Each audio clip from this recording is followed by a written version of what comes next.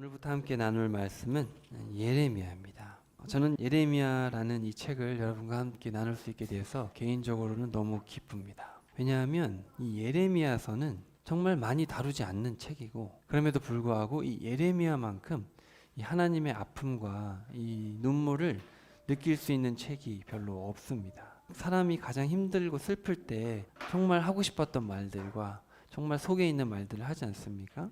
예레미야에도 보면 정말 하나님이 하고 싶었던 얘기들이 녹아있고, 또 그 하나님의 그 사랑의 아픔, 깨어진 사랑 속에서 나오는 그 절규들이 잘 기록이 되어 있기 때문에 예레미야서를 잘 모르고서 하나님의 어떤 사랑의 깊이를 안다, 그거는 전 불가능하다고 봅니다. 여러분이 기대를 가지시고 정말 하나님의 그 사랑을 제대로 좀 알아야겠다, 그런 마음으로 여러분이 임하실 수 있기를 간절히 바랍니다. 저기 보면은 성경의 역사, 우리 인류의 역사를 제가 앞에 이렇게 표로 만들어 놨습니다. BC 1500년부터 500년까지 이때가 바로 구약이 쓰여진, 구약의 어떤 핵심에 해당하는 부분이죠.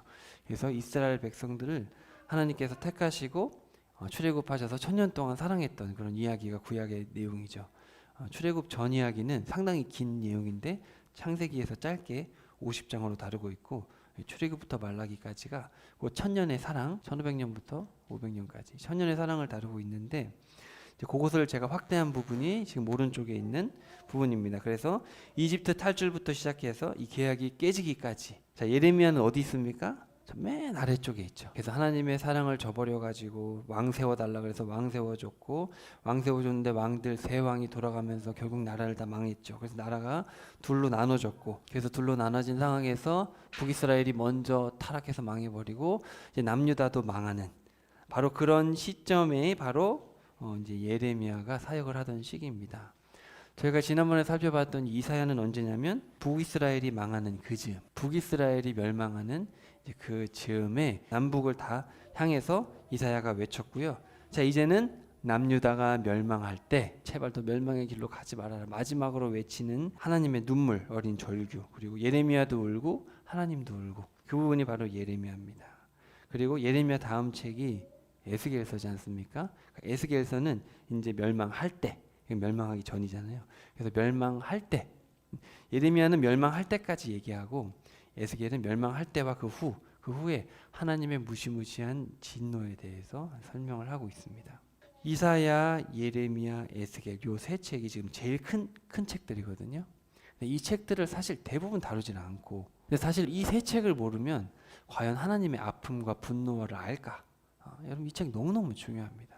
자, 여러분 다시 정리하면 이사야는 어떤 책이냐면 멸망으로 치닫는 그 상황에서 선택해라, 회복으로 갈래, 멸망으로 갈래, 이제 그런 상황이고요. 예레미야는 너의 멸망은 돌이킬 수 없다, 돌이킬 수 없으니까 바벨론으로 잡혀가라, 그런 말도 안 듣기 때문에 하나님께서 펑펑 우시는 그런 상황입니다. 이제 에스겔서 같은 경우는 이제 경고했죠, 너무 화나서 울었죠, 이제는 분노가 폭발하는 책이 바로 에스겔서가 되겠습니다. 이렇게 이사야, 예레미야, 에스겔서가 이런 식으로 진행이 된다. 경고, 눈물, 분노로 간다.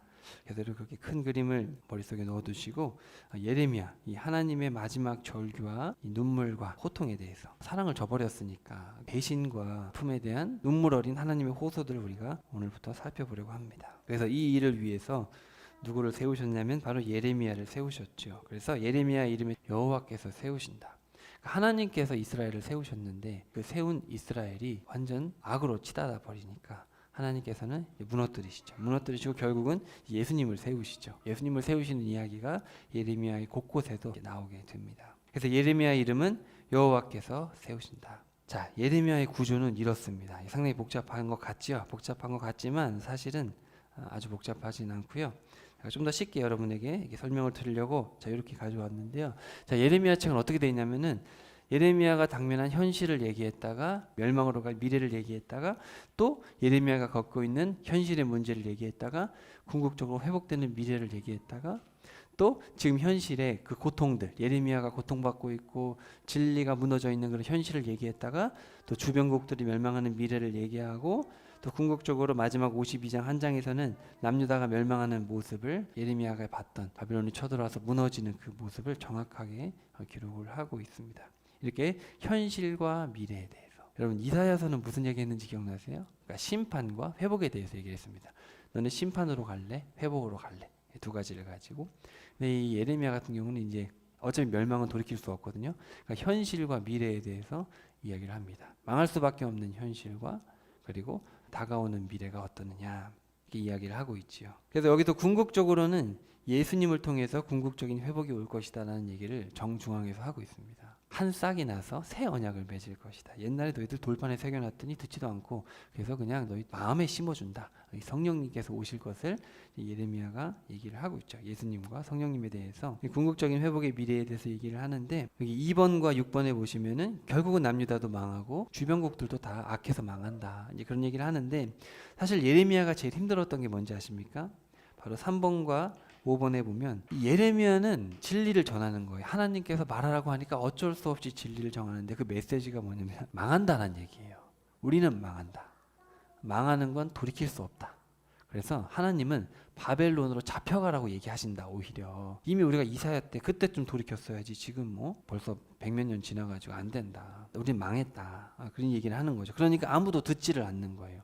근데 예레미야는 혼자 얘기하는데 다른 선지자라는 사람들이 예언자들이라는 사람이 와가지고 뭐라 그러냐면 망하지 않는다.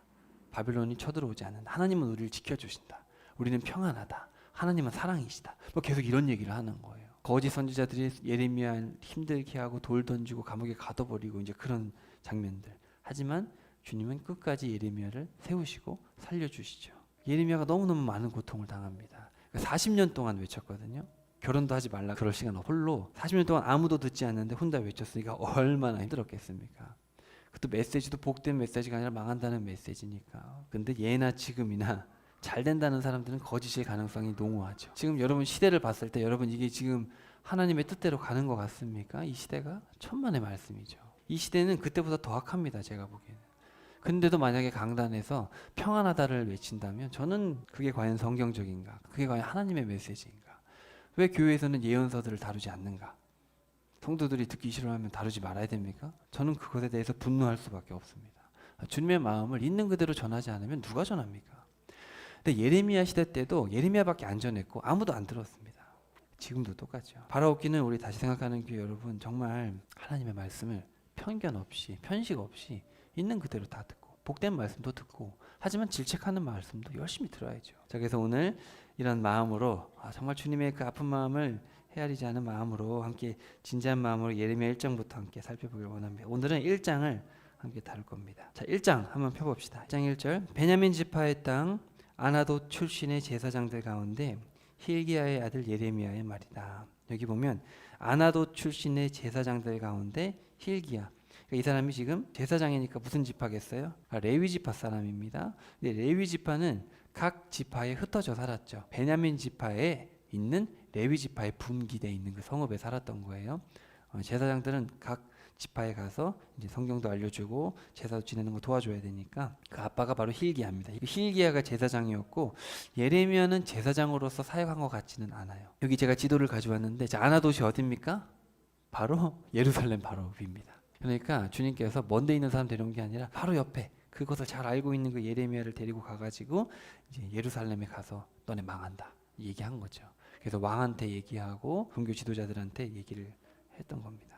아몬의 아들 유다 왕 요시아가 다스린 지 13년째 되던 해 주의 말씀이 예레미야에게 처음 임했다. 자, 이때가 기원전 한 630년쯤 됩니다. 망하기 40-50년 전이죠. 그래서 요시아부터 시작을 해가지고 이후로 주께서는 요시아 왕의 통치 기간은 물론이고 요시아의 아들 유다 왕 여호야김부터 요시아의 또 다른 아들인 유다 왕 시드기야 11년까지 예레미야에게 수차례 걸쳐 계속 말씀하셨다. 그래서 한 40년 가까이 됩니다. 13년째 되는 해면은 뭐 정확하진 않아요. 그 역사 학자들마다 좀 다릅니다.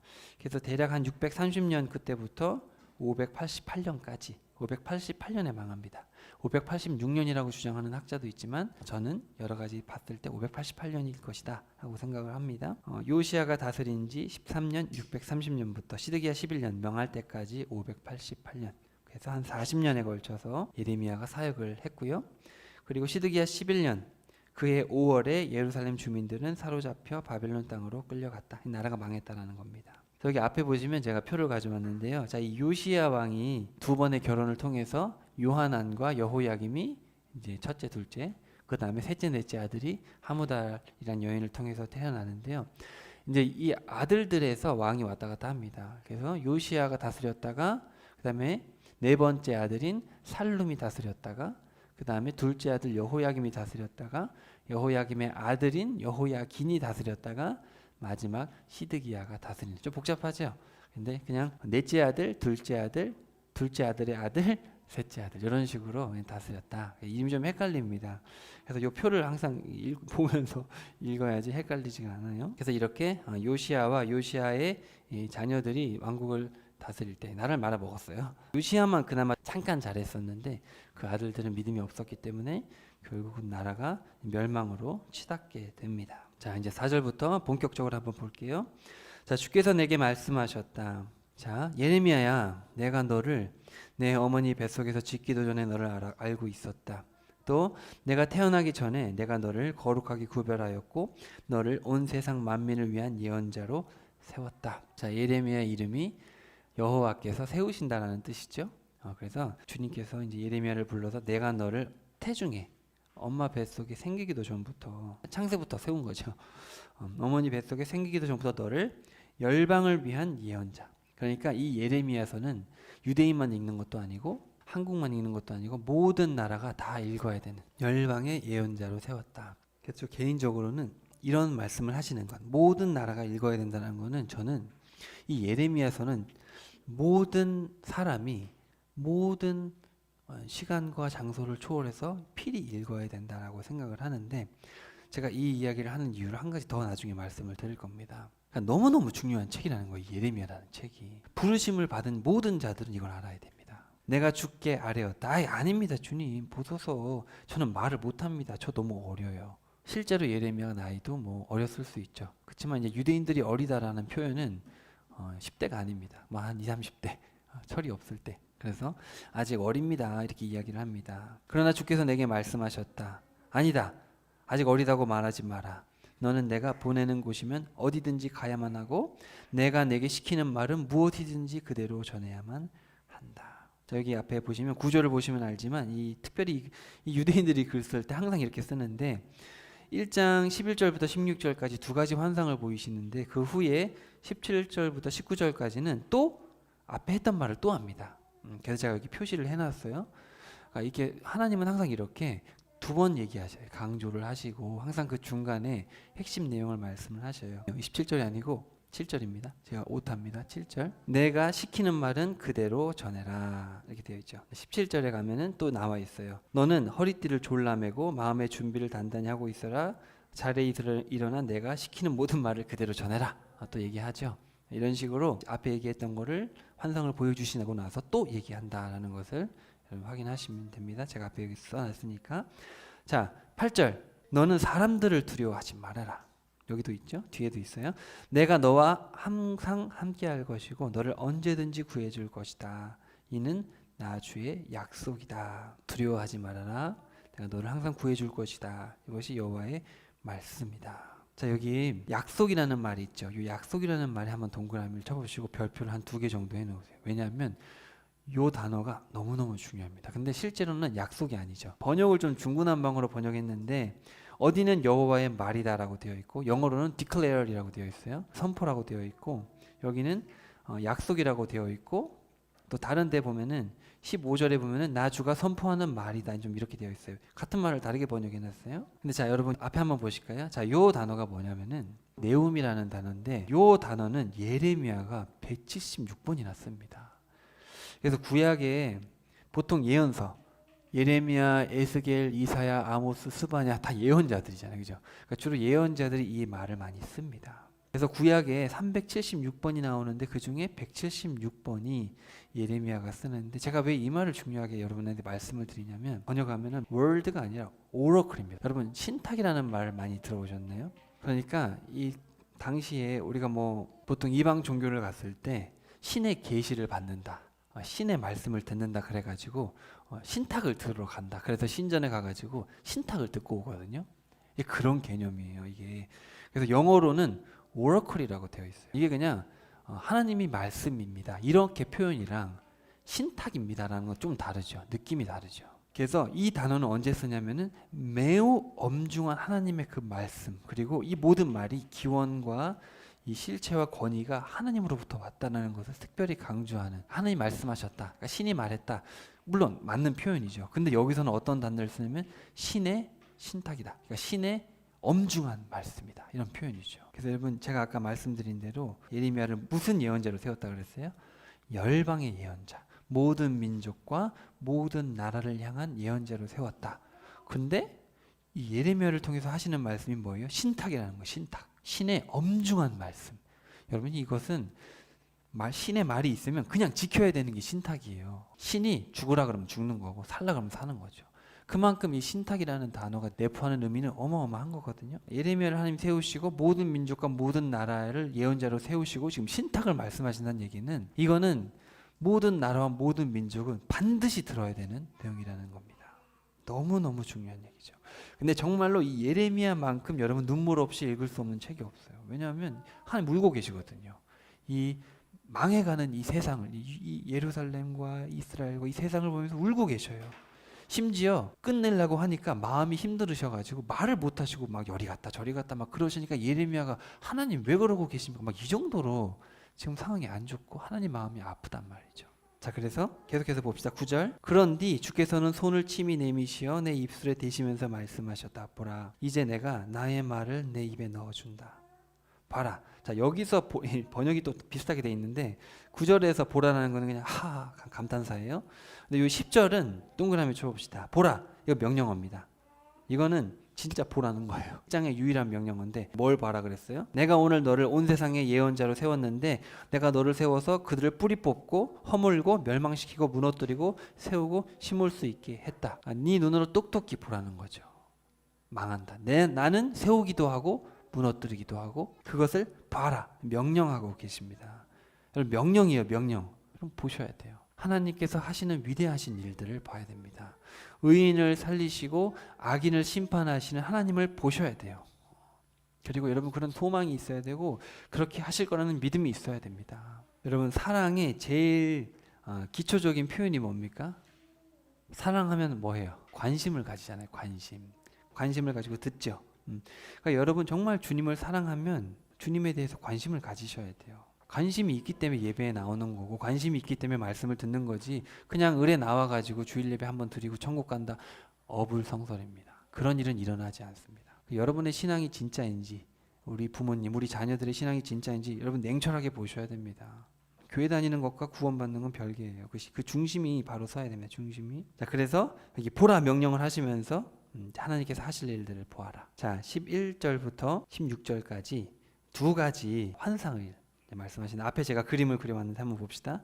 주의 말씀이 내게 내렸다. 예레미야야, 네가 무엇을 보고 있느냐? 내가 대답했다. 예, 주님, 살구나무 가지가 보입니다. 자, 살구나무에다 찍찍 긋고, 번역이 틀렸어요. 살구가 아니고 아몬드. 우리가 흔히 먹는 그 아몬드 있죠. 이게 한국 사람들이 자꾸 한국 문화를 가지고 번역을 하니까 자꾸 틀리게 번역을 하는데 살구나무가 아닙니다. 아몬드 나무예요. 그러자 주께서 내게 말씀하셨다. 그렇다. 네가 바로 보았다. 이제부터 내가 한 말을 그대로 이루어지는 것을 줄곧 지켜보고 있다. 아니, 아몬드 나무 보여주고 왜 갑자기 그렇다 그러면서 지금까지 이루어진 말을 이루어진다 이런 말씀을 하시느냐? 자, 앞에 보시면, 자, 아몬드가 히브리어로 뭐냐면 여기 써 있죠? 샤케드가 아몬드입니다. 근데 내가 보고 있다, 지킬 것이다, 지켜보고 있다 이런 말이 뭐냐면 샤카드입니다. 그러니까 이건 뭐냐면 언어 유희를 쓰는 거죠. 샤케드를 봐라, 샤카드 할 거다, 이런 얘기를 하는 겁니다. 뭔지 아시겠죠? 그래서 발음이 비슷한 아몬드 나무를 보여주면서, 그래, 네가 지금 샤케드를 보고 있지. 그래, 나는 내가 한 말에 대해서 샤카드 한다, 이런 얘기죠. 그래서 나는 내 말을 지킨다. 아몬드 나무를 볼 때마다, 아몬드 가지를 볼 때마다 지키신다고 하셨지, 이 생각이 나겠죠. 그래서 이제 그렇게 언어 유희를 써서 표현을 하셨고요. 자, 그 다음에 13절. 주께서 내게 또 말씀을 하셨는데, 예레미야야, 무엇이 보이느냐? 아까 보라 그러셨잖아요. 명령하셨죠. 아까 보라는 명령을 하셨는데 지금 뭘 보느냐 계속 얘기를 하는 거예요. 그래서 내가 지금 나무가지 봤지. 그래, 꼭 봐라. 내가 뭐 한다 그랬냐? 내 말을 지키겠다. 또 봐라. 뭘 보느냐? 내가 하는 일을 쫙 봐야 되는데 뭘 보느냐? 내가 물이 펄펄 끓고 있는 가마솥이 보이는데요. 그 가마솥이 북쪽에서부터 기울어지고 있습니다. 큰 가마솥이 그 북쪽에서 기울어지고 있어요. 그래서 하나님께서 말씀하셨어요. 그래, 잘 봤다. 장차 북쪽에서부터 큰 재앙이 생겨서 이 땅에 사는 모든 사람들에게 덮칠 것이다. 보라, 내가 장차 북방에 사는 모든 민족들을 불러들이겠다. 그날에 북방의 왕들이 다 함께 몰려와서 유다의 모든 성읍들을 칠 것이고 마침내 예루살렘 성문의 입구까지 몰려와 자리를 잡은 후 성읍을 포위하고 사면의 성벽을 공격할 것이다. 이는 나 주의 말이다. 자, 요 말도 네움입니다. 네움. 그래서 저는 이 52장 전체에다가 이 네움이라는 단어 아까 제가 설명드렸죠. 신탁이라는 말을 표시해 놨는데 제가 할 때마다 설명드릴게요. 그래서 아까 8절 요것도 신탁이다. 그리고 여기 15절도 나 주의 말이다. 그러니까 하나님의 말이다라는 것과 주님의 신탁이다. 이거는 주님의 엄중한 말씀이다. 이거는 차원이 좀 다르죠. 표현이 다르니까 단어가 다르기 때문에 표현이 달라요. 그냥 말하다라는 표현과 신탁, 이거 엄중한 말씀이랑 좀 다르거든요. 그래서 여러분이 표시를 해가시면서 읽으시면 좋을 것 같아요. 이렇게 내가 북방 민족들을 통해 내 백성들을 심판하는 까닭은, 자 보십시다. 나의 백성들이 나를 저버리고 다른 신들에게 분향하고 제물을 드리면서 자기들의 손으로 만든 우상들을 숭배하는 죄악을 저질렀기 때문이다. 자, 여러분 신앙이 좀 얕고 아직 하나님을 진지하게 만나지 못했을 때는 그냥 하나님 교회 다니면 교회 절하고 그냥 절에 있는 돌에게 절하는 건 우상 숭배구나. 그냥 우상에게 절하면 안 되겠다. 그리고 나는 뭐 우상 숭배는 안 하니까 내 믿음은 진짜지. 그렇게 생각하죠. 그거는 이제 처음에 신앙이 얕을 때는 그렇게 생각할 수 있지만 여러분 여기서 지금 우상 숭배 때문에 죄악이라고 지적하시고 너희들 이렇게 무시무시하게 심판한다는 이 안에 깔린 게 뭐겠습니까? 단순히 우상에게 절해서입니까? 우상에게 절하는 행위는 뭘 의미합니까? 자, 이것을 여러분께 쉽게 설명드리기 위해서 제가 아들들이 있는데 제 아들들이 저한테 와서 아버지라고 안 하고 전혀 다른 사람한테 가서 아버지라고 하고 있는 거예요.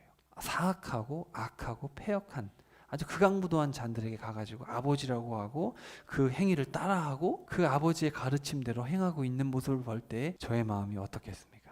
여러분 이 우상 숭배는 이 우상에게 절하는 행위만을 가지고 있는 게 아니라 뭐가 수반되겠습니까? 그 우상의 특징이 수반되겠죠. 근데 보통 우상의 특징이 뭡니까? 쾌락과 세상의 부요함과 음란함입니다.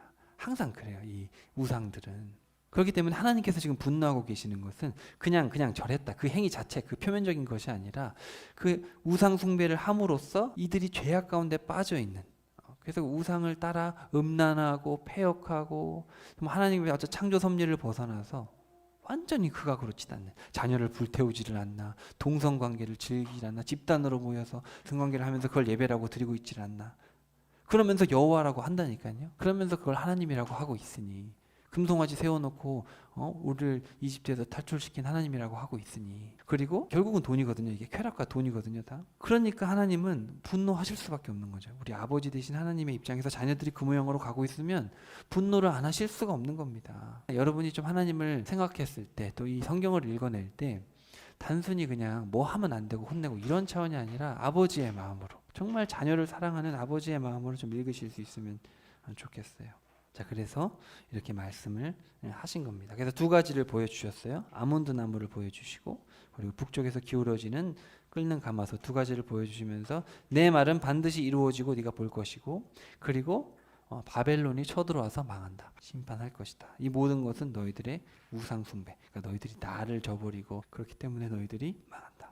계속해서 봅시다. 어떤 얘기 또 하는 거예요? 허리띠를 졸라매고 마음의 준비를 단단히 하고 있어라. 그런 뒤에 자리에서 일어나 내게 시키는 모든 말을 그대로 전해라. 아까 7절에서 얘기한 걸 17절에 또 얘기하죠. 그리고 그들을 조금도 두려워하지 말라. 아까 8절에서 얘기했던 거 조금도 두려워하지 말라. 만일 네가 두려운 마음을 품으면 나는 너를 정말로 그들 앞에서 두려워 떨게 만들겠다. 보라. 이건 명령어가 아니에요. 보라는 그냥 감탄사예요. 오늘날 나는 너를 견고한 성읍 쇠기둥 청동 성벽으로 만들었다. 아까 10절에서는 내가 너를 예언자로 세웠다 얘기했잖아요. 여기서는 내가 너를 견고한 성읍 쇠기둥 청동 성벽으로 세웠다, 만들었다. 그래서 너로 유다 왕들과 관리들과 제사장들과 백성들에 맞서 기죽지 않고 그들과 당당히 싸울 수 있게 했다. 그들이 너를 치려고 너와 싸우겠지만 그들이 너를 어쩌지 못할 것이다. 내가 너와 항상 함께 할 것이고 너를 언제든지 구해줄 것이기 때문이다. 이것도 아까 8절에 써 있었죠. 항상 함께 할 것이고 그리고 너를 구해줄 것이다. 이렇게 되어 있습니다. 이는 나 주의 말이다. 자, 요것도 네움이란 단어입니다. 나 주의 말이다. 1장 끝에.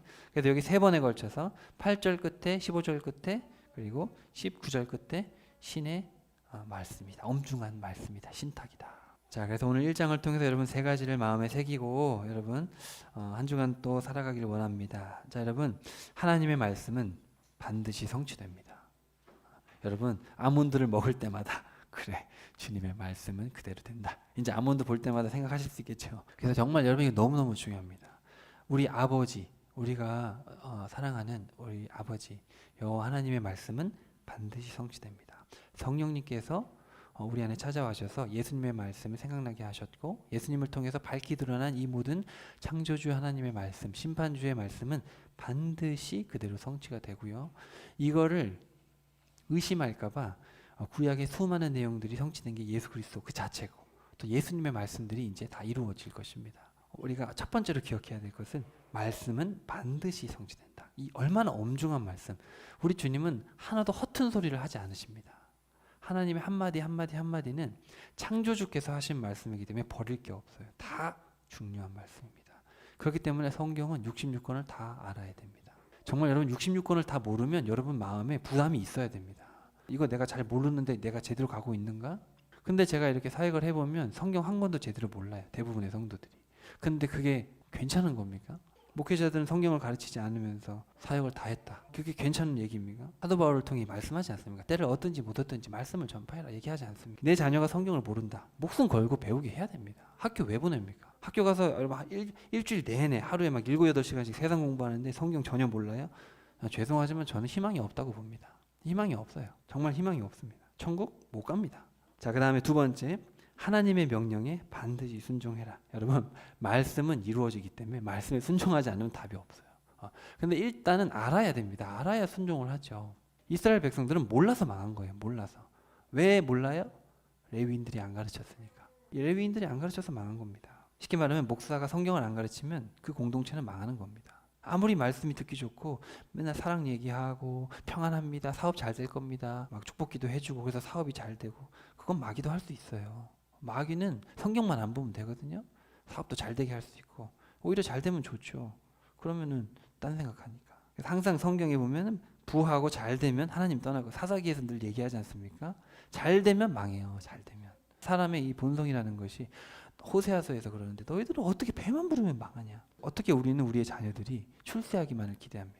세상에서. 성경 모르고 서울대 간다? 망하는 징조입니다. 하나님의 명령에 반드시 순종해라.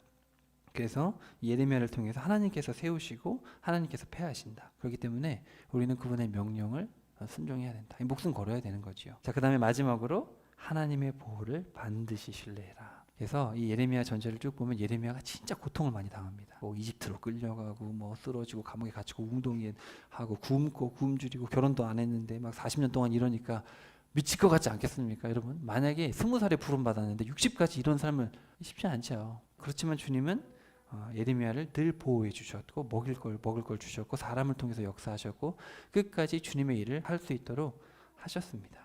그래서 여러분 이 3가지죠.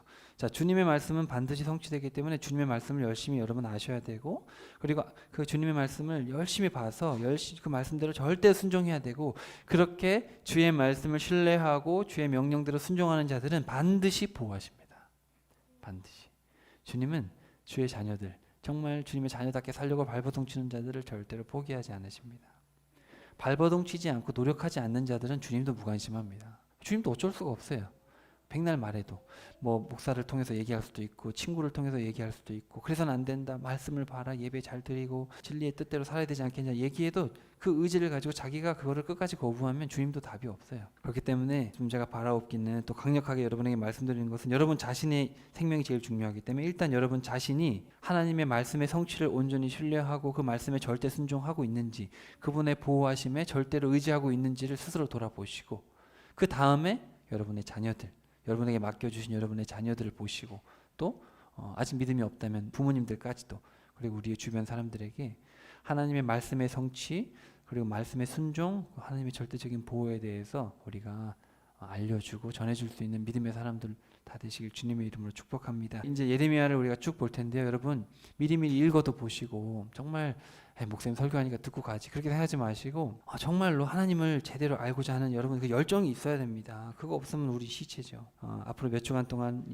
함께 나눌 이 예레미야를 통해서 같이 하나님과 예레미야와 함께 울고 함께 이 아픈 세상을 바라보면서 같이 분노하고 같이 울고 우리가 가야 될 방향을 새롭게 정립해서 이 악한 시대, 예수님이 지금 오셔도 이상하지 않을 이 시대에 우리가 정말 바르게 세움받고 잘했다 충성된 종이라 칭찬받을 수 있는 여러분 되시기를 주님의 이름으로 축복합니다.